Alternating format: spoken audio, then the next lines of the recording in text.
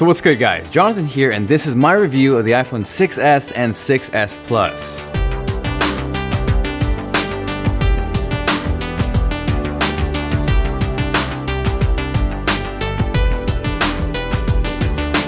Now, being an S upgrade to the naked eye, you might not notice the difference between the 6 and the 6s aside from the S on the back and a new rose gold color, or as Ralphie likes to call it, pink as f***. He's right, you know. Now, screen size or resolution hasn't changed, but it does remain one of the key differences between the 6s and the 6s Plus. The 6s sizes in at 4.7 inches with a resolution of 1334 by 750, whereas the 6s Plus comes in with a 5.5 inch 1080p display. Form factor wise, I prefer the one-handed feel of the 6s all day, every day, but as far as watching a video or playing a game goes, good God is the 6s Plus awesome. Now, if you're wondering what is different on this upgrade, the first thing we're going to talk about is speed. Inside is Apple's A9 processor, which dishes out iPad Air 2-like speed on a dual-core chip. There is now also finally 2 GB of RAM, which is long overdue for you multitasking maniacs. But as far as how that translates into performance, I've done speed tests and comparisons, and I'll link those below that button that closely resembles an upwards facing thumb. But to put it simply, the iPhone 6s and 6s Plus are fast. Just performing simple tasks like jumping from app to app or multitasking, you can see exactly how speedy and how zippy everything is. Now, it might be a little cliche saying that specs aren't everything, but this is a prime example of how that fits, because even though it's dual core,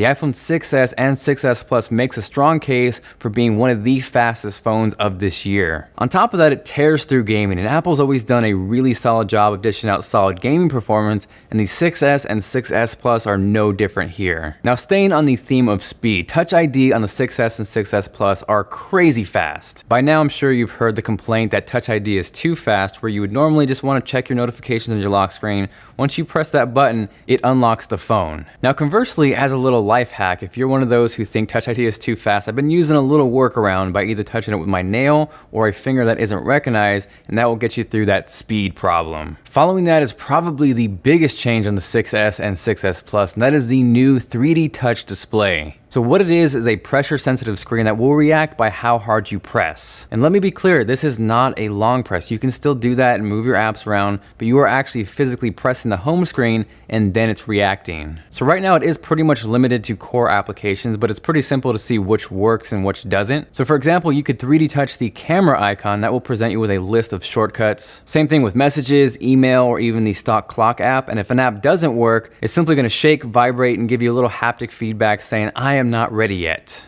Now, initially, I was pretty skeptical of 3D Touch, but the longer I've used the iPhone and the more I've used it, the more I found myself really enjoying it. It's awesome for being able to quick check links while you're web browsing, and especially in Instagram, where you're able to quickly preview a profile without actually opening it. There is also a 3D Touch multitasking shortcut that almost plays with your mind. The moment you find out how to do it, you're like, oh my God, this is awesome, it's so much quicker. And then common sense kicks in and you're like, wait, that's actually not faster than double tapping the home button. That aside though, 3D Touch is actually pretty useful, and more importantly, as time goes on and more applications and developers take advantage of this, this is where you really start to see it make a big impact. On top of that, it's not going to be limited to just apps or shortcuts. Once games implement this, and some already have, it's going to add a completely new element as far as mobile gaming goes. Now, 3D Touch kind of transitions us into the next new feature on the 6s and 6s Plus, and that is live photos and live wallpapers. Now, I have completely mixed feelings with these, and we'll start with live wallpapers because at first you're like, oh my God, this is so much fun. I'm moving my finger, the wallpaper's moving,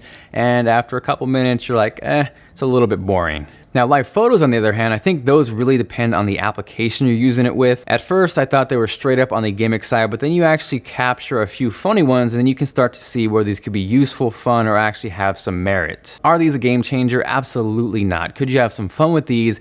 Definitely. Following that, the next big upgrade is in the cameras. Gone is the 8 megapixel sensor. We now have a 12 megapixel rear shooter on the 6s and 6s Plus. The front facing camera has also been upgraded from 1.2 megapixels up to 5 megapixels. As far as image quality goes, it's as you would expect with an iPhone, because if there's one thing an iPhone does really well, it's take photos. It's not going to be as sharp or as saturated as something like the Galaxy S6, but it does a fantastic job of retaining the naturalness of an image and has excellent dynamic range. I'm not sure if most people would notice the difference between that 8 and 12 megapixel sensor though, but it is nice having that extra detail and room to play around with. Now, while the front-facing camera was a really solid upgrade as far as megapixels go, I do wish the lens was a little bit wider because it can be a little bit difficult to fit multiple people in frame. As far as video goes, like I am shooting right now, there is also now 4K video recorded on the 6S and 6S Plus. There aren't many differences between the 6S and the 6S Plus aside from the size, but as far as video goes, one of the big differences between the two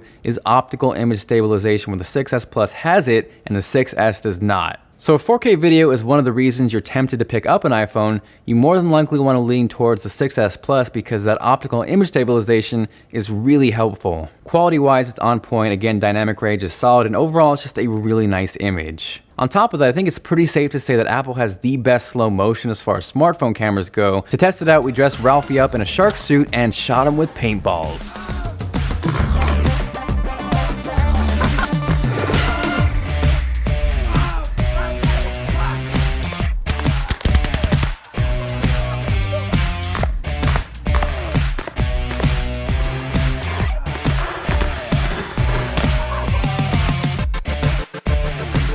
No Ralphies were hurt during the making of this video. Now following that, let's go ahead and talk about battery life. And I think it's no secret, if you're all about all-day battery, the 6S Plus is the easy choice. The iPhone 6S has around 1700 milliamp hours, whereas the 6S Plus is 2750. Now, unfortunately, not much has changed from the 6 and 6S Plus, so that means the 6S is still going to have a really hard time getting through the day, whereas the 6S Plus will have no problem making it throughout the day, and even will survive some of those nights where you forget to plug it in. There is one WTF Tim Cook element to these phones, and that is storage. It's 2015, and the iPhone starts out with 16 gigabytes. Ultimately, what it comes down to, and it's sad, but the real reason that they have a 16 gigabyte iPhone is so you are more enticed to pick up the 64 gigabyte model, and that equals dollar bills, y'all. Aside from that though, the 6S and 6S Plus are two of the best smartphone options of 2015. For me, I think at the end of the day, I would sacrifice battery life in favor of the form factor of the 6S. I just really enjoy the one-handed use. But if you don't mind the form factor or need to use it in one hand, the 6S Plus is a better option in every possible way. You get a bigger, crispier screen, all-day battery life, and of course, optical image stabilization, which is really important for that 4K video. Aside from that, that wraps up the video. Hopefully you guys enjoyed it. Hopefully you found it helpful. If you did and you are feeling like being awesome,